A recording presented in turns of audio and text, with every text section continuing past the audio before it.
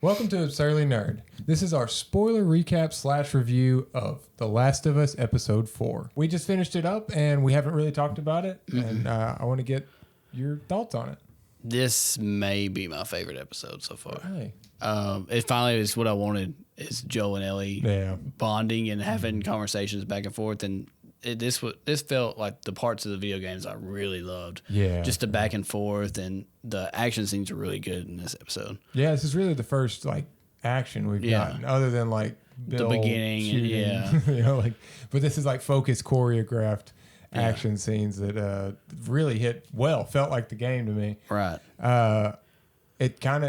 It's the best of what a show adaptation can do, in my opinion. It's more of a quick hitting action, because if the action took as long as that scene in the game, it would get gratuitous and old and annoying. But it was snappy, and each kill felt real. It wasn't just John Wick style people dropping dead all over the place, which I love, but it doesn't fit this. It was great HBO action. Yeah. And I was wondering, because that scene is pretty brutal in the game, where he takes that guy and he slams him on that piece of glass. I was like, they can't really top that. And then they shot the guy in the spine and they topped it. Yeah. That was one thing I like better than the game in this episode, for sure. I mean, there were a few times that I was like, oh, wow, they took that and they improved on it. But that humanizing that character. That felt like the second game. Right. Yeah. The way that the characters don't just feel like, NPCs. Yeah, just something you're shooting for the sake of a blockade, Yeah. That was, I guess we'll start back a little bit, though, before we get to the ambush and everything. I think my favorite part of the episode is the beginning. Yeah, the cinematography of that beginning with the music is that. Yeah. That is why I'm so glad this is at HBO. Right. Because you don't get that kind of production from many others. Pretty much anywhere else. Like Netflix, maybe I trust them, but still not to this degree in terms of the cinematography. Just those shots were so good. Right. And it just fit the vibe. And it never looked fake. They didn't build out that entire scene that they were showing when they're driving on the road and everything. But obviously they did really good with the VFX on that, because it looked like a real world.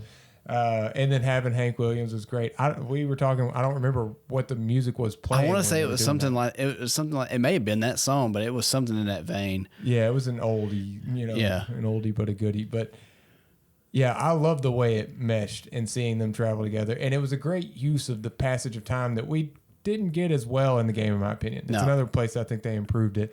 The feeling of they've traveled a long way. Whereas in the game, it's you kind of just feel like all of a sudden you're at the ambush in this other city. I love the gas station scene, them talking, him siphoning the gas, and their back and forth is so natural. And in the game, it's just when you're traveling from point A to point B is when you're getting this conversation beat. So now they're having to do stuff and have these conversations, like the gas.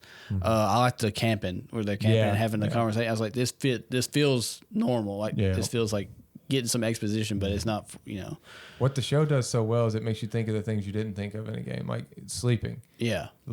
That's terrifying, that you can't trust what's going to happen while you're asleep in that world. And they're he felt comfortable out there in the woods as opposed to in the city, which, it makes sense in that situation. But in the woods, looking out, whenever it showed him looking into the woods, I'm like, oh no, that's terrifying. Well, but it's kind of peaceful too. If you take me and throw me in the woods, I'm not going to sleep. Right. I was sleeping in the truck. That's why I said, just sleep in the truck. Yeah. I'd feel better with the doors locked. But yeah, from there we get to the blockade and them having to go on the other, go into the city. And it's wild watching this after knowing exactly how things are going to play out. And we watched it with Macy, my wife, and she didn't know what was going to happen. So she kind of predicted it. Whenever he stepped out, she's like, "Oh no, don't do that." And they didn't let that get in your head too much. Yeah, they didn't linger on it. Right. They weren't really trying to trick you there. Right. They knew people would expect that. But that whole scene, it wasn't a shot for shot like some of this was in this episode, but I think they handled it really well. Driving in there and everything, it felt like a good representation of that awesome action scene. I think it's such a smart choice to get the director for this episode and the next, because it does feel like a and B, for this. I was wondering, I was like, what is this? Why does this group matter? And then I heard the name Henry, I was like, oh, they're going to tie all this Henry and Sam stuff together. Where like the guy Neil Druckmann said at the end of the episode, and like they were just faceless enemies, right? Yeah. So now they humanizing villains. So now they have backstory stuff, which makes sense when you can't just have these people, running around and not really having an explanation. You have to care about this group, Yeah, and I do like what they're trying to do, but I'll say like I'll go ahead and give my grade on it. I think it's a B. It's a fine episode, but I don't care about them yet. Yeah. Like, what's her face from 2.5 Men? She's doing a fine job, but at the end of the day, that character, I don't really have a reason to care about her motives. Like, she's just talking about her brother dying and everything. Like, we didn't see that, so I don't really feel for her. Yeah, that did slow it down. And the reason I'm so high on this episode is the scene of the gun. Yeah. The gun scene with Joel and Ellie, like, it was good. That was an awesome scene. Like, he's finally opening up a little bit and stuff. And then the ending scene was just as good, too, with the joke and them two laughing. Like, that was a perfect scene. It is definitely, it's a very good building block episode. I just, like, we paused it at one point with 14 minutes left, and I was like, damn, like I flew like, by. Yeah, exactly. Yeah. And like that doesn't mean it was bad, but I just feel like I didn't see that much accomplished in that amount of time, other than the great banter between the two of them, and then the awesome scene, in the shopping mart there. But I just say overall, it's not as memorable for me personally as the other ones were. It's hard to top. 3 was so like such a blockbuster, movie like episode. And this is more of like a step setting up the next one. Yeah, right. But I think it did handle it well. Like, yeah. I mean, a B isn't bad. It's just, and so far this show has graded out towards an A, and it's only going to go up, I believe. I haven't had a bad like episode or just been disappointed by any decision they've made so far. Other than the kiss. Still don't like the kiss. The zombie kiss. Yeah, that felt out of place. And especially now that I don't know, it did feel weird. I think it would have been better just to blow up the building. You kind of know where it, but I think we did that. I think we said the same thing. Yeah, when it happened. But I mean, when we said it, we didn't know how other people reacted, so it was kind of nice, vindicated. Yeah. Whenever we heard everybody else thought it was kind of out of place too. But yeah, what would you say this one was for you? I say A. I give it an A. I would say just keeping it from being perfect is that focus on, especially in a shorter episode, and having focus on this group. And we jump in right when she's about to shoot this doctor. And we're like, I was like, I don't know any of these people. I don't know either of them. Yeah. So why do I care? It's like, go ahead, shoot him so we can get back to Joel and Ellie. That's kind of where my mind was. I was like, oh, these people, I don't know them. Yeah.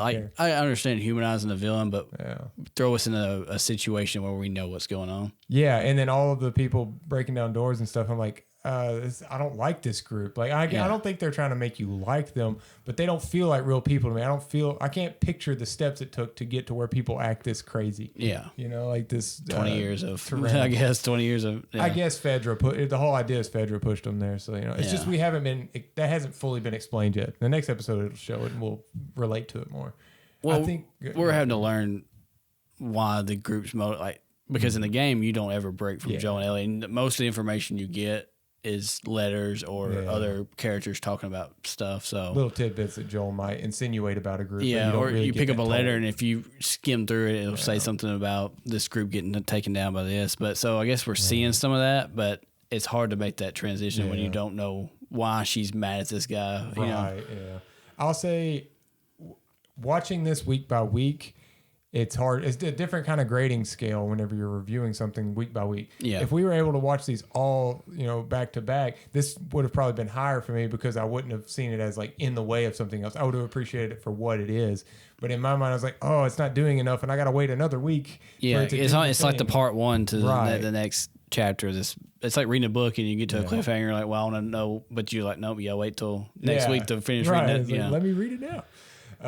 But yeah, no, it's still great. The show, like, I have no complaints with the technical side of it and the acting and everything. Pedro Pascal is still just growing and growing in terms of his legend. Like, he's huge right now. I love his Joel. I love how he portrays Joel. It's not straight up just from the video game. He has his own take on it, and I think it's really good. But there are moments that it is spot on. Yeah. Like whenever he's getting her out of the car, like, unbuckle and get out. Like he turns into that more Troy Baker style Joel. Like, it's never too far off, but it's also his own thing. I think we're about to get the Left Behind DLC stuff. Like I think we're about to get that episode because it keeps alluding to it with Ellie, like who she's killed and all that. Like I think we're about to get leave that out. Yeah, I think in the game it always felt like it belonged in the winter section. Yeah. Because it was her like thinking back on it. I think it kind of jumped back and forth a little bit in the DLC. It's been a long time since I played it. Well, one thing, Henry, this stuff's all new, right? Like, because I mean that group wasn't fleshed out in the game. Henry and Sam. Well, I mean they're in the game, but I'm saying like as far as Henry having someone chasing him like that. I don't think so. I think they were just on the run too, and they were just scared of this group because this group was just killing other survivors. I think that was as far as it went. Yeah, or as far as we were told at least. Yeah, and it looks like I think Sam may be deaf or Henry won because it was a little bit of sign language. Yeah. Well, I thought it was sign language, but they maybe should be doing that to be quiet. Yeah, but that'd be cool if they do that. What happens with that? Yeah, that would be interesting. Because wow, how would you handle that in the situation? Yeah. But yeah, we're looking forward to next week, and we'll be back with another episode. And if you enjoy this kind of content, drop us a like, maybe subscribe. I enjoy doing these shows like this, and then hopefully we can do MCU's shows and stuff like that. The big nerdy shows stuff that we would watch anyway. Yeah. So all of the new DC stuff shown. No, I'm kidding. No, that's good. Yeah. We're looking forward to the future, and we hope you're with us in the future. So consider subscribing, and we'll see you next time.